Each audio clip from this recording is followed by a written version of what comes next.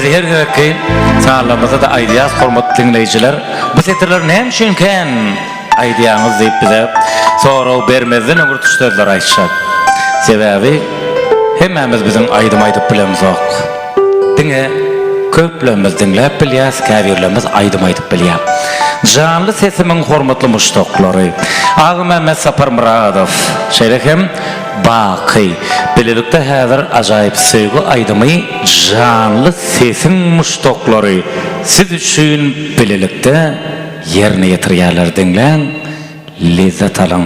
Çağılykda duýtar alyp kenglenin, ine häksiz. Näme üçin köp aýdýan? Olalan soň bagşy bolmaý, kim biler, bagşylyk berilýändir Hudaýdan, bagşy bolup dogulanyzak.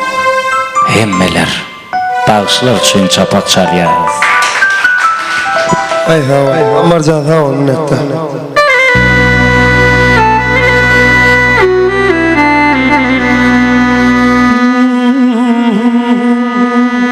Yalan yoktur menin aydan eytgimde, ömür baqy gaýgy aly gözümde. Senin koyun kendirin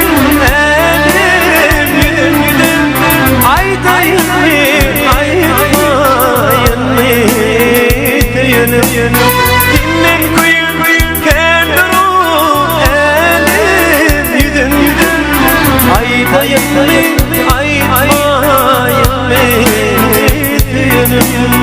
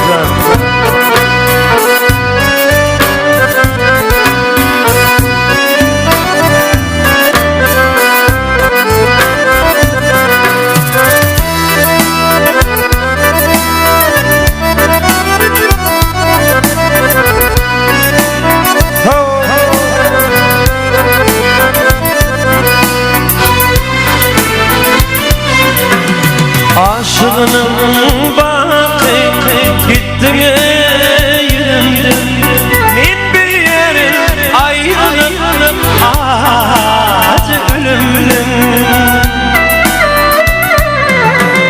Ağlay ağlay ayrılyan tüyün o gülümden, aydayın mi aymayın mi tüyünüm. Ağlay ağlay ayrılyan tüyün o gülümden, aydayın mi aymayın mi tüyünüm. Aydayın mi